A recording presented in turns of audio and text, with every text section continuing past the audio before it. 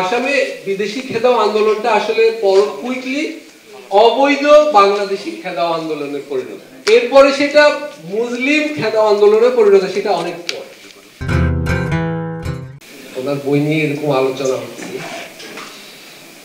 সাধারণত ঢাকায় বই পুস্তক নিয়ে আলোচনা কম হয় এবং এত জনসমাবেশ হয়। যাই হোক, আমাকে ভারত বিষয়ে যে প্রশ্ন, এখানে যে এত বড় সমাবেশ হচ্ছে, ঢাকায় নাগরিকরা বসেছে, এটা একটা অগ্রগতি। আমি মনে করি যে ভারত প্রশ্নটা আমাদের নাগরিক সমাজের সামনে আবার গুরুত্বের সঙ্গে হাজির হয়েছে। লেখক হিসাবে আমার অভিজ্ঞতা ভালো নয় আর কি, হতাশাজনক। সেই জন্য আগে আমি নাবিল মুর্শিদকে ধন্যবাদ জানিয়ে নিয়েছি। আমি একটু ব্যক্তিগত কয়েকটা অভিজ্ঞতা বলি, যেহেতু আজকে সময়, আমি কতক্ষণ সময় পাবো। 2013 সালের ডিসেম্বরের একটা ঘটনা বলি। মাহবুব আলম নামে আমাদের একজন সিনিয়র ফ্রেন্ড আছে, কবিভাই ছিলেন, সাংবাদিক।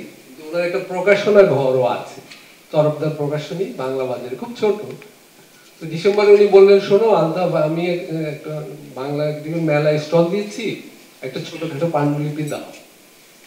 তখন আমি গুজরাট ফলো করতাম, গুজরাটে দাঙ্গা হয়েছে, দাঙ্গার পর কি ঘটছে খুব বুঝতে চেষ্টা করতাম।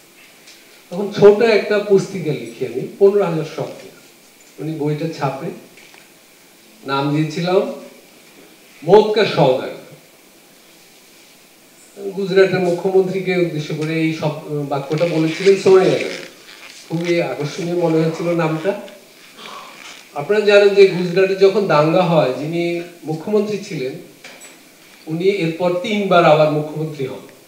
ওই দল এবং ওনার জনপ্রিয়তা আরো বেড়ে যায়, অনেক বাড়ছিল ক্রমাগত।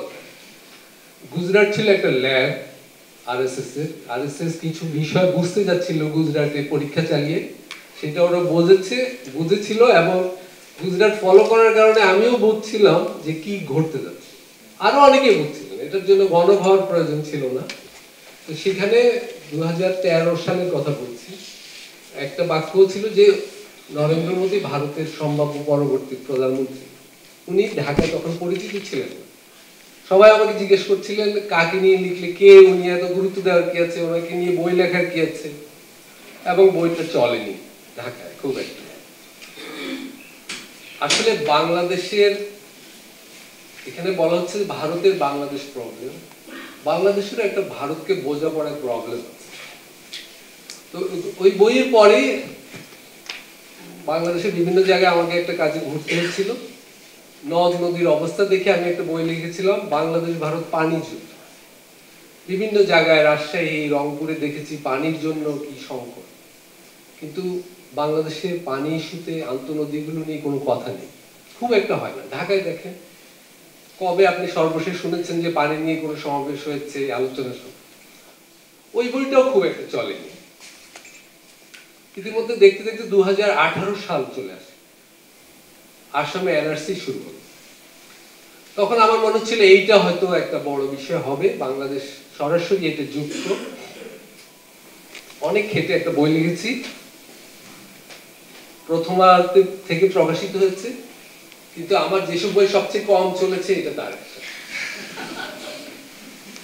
এরপরে যখন এই বছর কে আসলো, সিএএ, সিটিজেনশিপ অ্যামেন্ডমেন্ট অ্যাক্ট ভারতে, তখন আর আমি অতীতের ভুলগুলা করিনি, বড় কিছু লিখতে যাইনি। পত্রিকায় শুধু একটা দুটো আর্টিকেল লিখেছি। তো তারই একটা বোধহয় উদ্যোক্তারা দেখেছেন, বললেন যে আমি এই বই নিয়ে আলোচনা হবে, আসলে জানতাম না। আমাকে বললেন এক জায়গায় সিটিজেনশিপ অ্যাক্ট নিয়ে কথা হবে, আপনি একটু আসেন। এখন আমি লিখেছি, শুনতে কেন আমি না যাই, তখন আমি রাজি হলাম। পরে দেখলাম যে এটা আরো অনেক বড় একটা ব্যাপার নিয়ে আলোচনা হচ্ছে, খুবই ভালো। আগেই বলেছি এটা একটা অগ্রগতি, ভারত প্রশ্নটা আমাদের নাগরিক সমাজের সামনে এসেছে। আমি অবশ্য আমার আলোচনা ওই ভারতে এটাকে কে বলে, K-19, আপনারা জানেন, K-19 নিয়ে আলোচনাটা সীমাবদ্ধ রাখবো। কে হলো আসলে ভারতের বাংলাদেশ সমস্যার কারিগরি দিক বলতে পারেন। আসলে রাজনীতি তো আমরা যখন পড়েছি ছোটবেলায়, সেটা পৌরনীতি আকারে আর্টসের সাবজেক্ট ছিল। ঢাকা বিশ্ববিদ্যালয়ে এসে দেখলাম এটা সোশ্যাল সায়েন্সের সাবজেক্ট। আর এখন আমি মনে করি এটা আসলে প্রকৌশল বিদ্যা, এটা বুয়েটের মতো জায়গায় হয়তো পড়ানো উচিত। মানে রাজনীতি আর মোটে আর্টসের সাবজেক্ট নেই। ভারতে যে নির্বাচন হচ্ছে প্রত্যেকটা দল কিন্তু ক্যাম্পেইনের দায়িত্ব ডেটা সায়েন্টিস্টদের হাতে দিয়ে দিয়েছে, আপনারা জানেন। মানে রাজনীতিবিদরা ওইখানে পুতুলের মতো আচরণ করছে, ডেটা সায়েন্টিস্ট বলে দেয় কি বলবে কি করবে। প্রশান্ত কিশোর বলেছে যে ব্যানারটা কোন রঙের হবে সেটাও আমরা বলে দিই। তো কে হলো সেই রাজনীতির একটা প্রকৌশলগত দিক, কারিগরি দিক আমি মনে করি। কে কোথা থেকে আসলো এর পটভূমিটা আমাদের আসলে জানা দরকার। আমি হয়তো একটু বেশি সময় নেব। আপনারা জানেন, এখানে যারা সিনিয়র আছেন, 1977 সালে পশ্চিমবঙ্গে একটা বড় ঘটনা ঘটে। পশ্চিমবঙ্গ বিধানসভা নির্বাচনে সিপিএম এবং লেফটরা 178টা আসন পেয়ে। বড় ঘটনা এই কারণে, কারণ আজকের সিপিএম না, সেটা তখন দক্ষিণ এশিয়ার একটা খুবই র্যাডিক্যাল দল ছিল এবং আগের নির্বাচন ওরা পেয়েছিল মাত্র 14টা আসন, 14 থেকে 178। এটা অত্যন্ত বড় ঘটনা ছিল পুরো সাউথ এশিয়ার জন্য। যারা এই দক্ষিণ এশিয়ার বড় বড় শিল্পপতি, কর্পোরেট, বুর্জুয়া, তারা এটা কি করতে হবে সিদ্ধান্ত নিয়ে ফেলেছিল কুইকলি। পরের বছরই, পশ্চিমবঙ্গের আলোচনা আমি যাচ্ছি না, পরের বছরই আসামে নির্বাচন 1978 সালে। আসামের বিধানসভার হলো 126টা আসন, লেফটরা 23টা আসন পায়।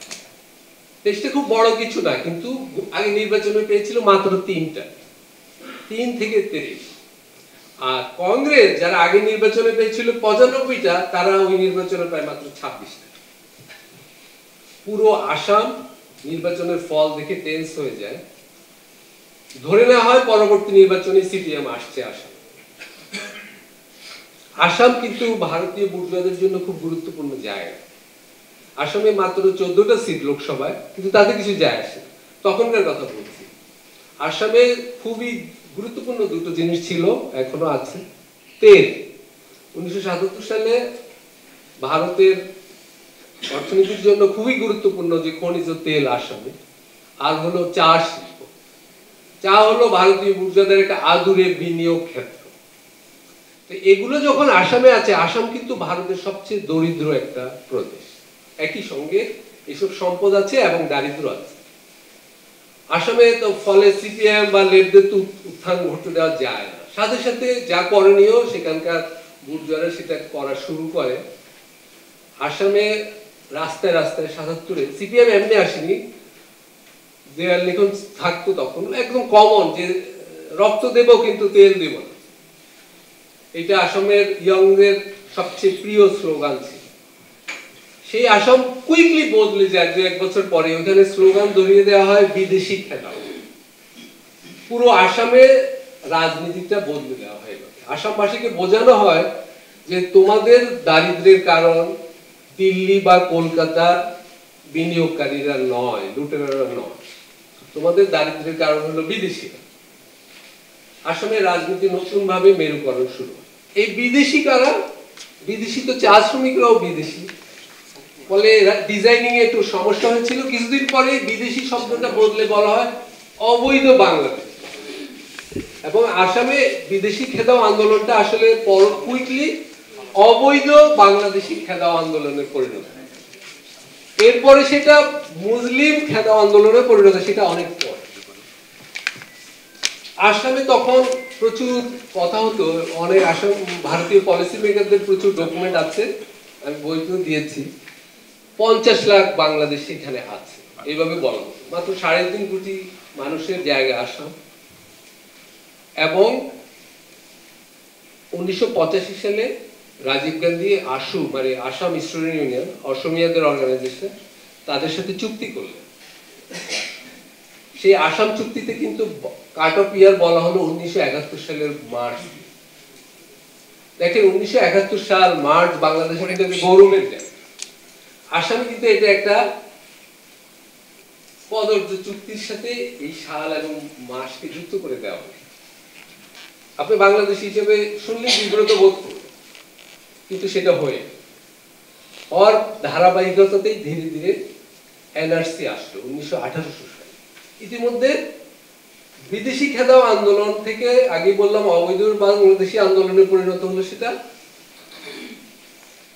স্লোগান দেওয়া হতো ওই রক্ত দেব তেল দেব না সেই স্লোগান মুছে গেল, সেখানে নতুন স্লোগান আসলো, আমাদের সব সমস্যার জন্য মিয়ারা দেয়, মিয়ারাই আসাম খাইবে, এরকম অনেক স্লোগান আসামের দেয়ালে লেখা।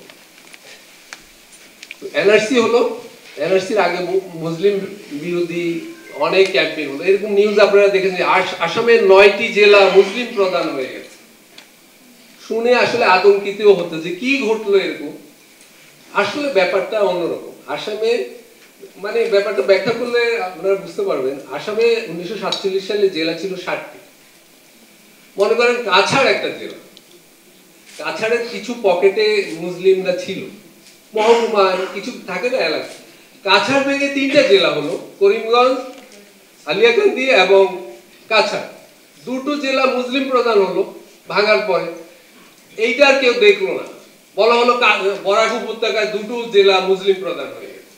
কিন্তু ওইটা আসলে কাছাড় ভেঙে হয়েছে, কাছাড়ে আগেই ছিল। এইদিকে বাংলাদেশের সাথে আসামের 2 জায়গায়, আমি আলাপটা আসামে ফোকাস করছি যে উনি আসামের কথা বলেছেন। বাংলাদেশের রংপুর দিয়েও আসামের সীমান্ত আছে, সেখানে গোয়ালপাড়া মনে করেন একটা জেলা, সেটা ভেঙে 3টে জেলা হলো, কোকরাঝাড় এবং ধুবড়ি। তো গোয়ালপাড়ায় আগেই মুসলমানরা তো ছিল, সেটা ভেঙে যখন 2টো নতুন জেলা হলো, সব মিলে 3টে জেলা হলো, নতুন 2টো জেলা মুসলিম প্রধান এলাকা নিয়ে হয়েছে, বলা হলো গোয়ালপাড়া এলাকায় 2টো নতুন মুসলিম প্রধান, 2টো জেলা মুসলিম প্রধান হয়ে।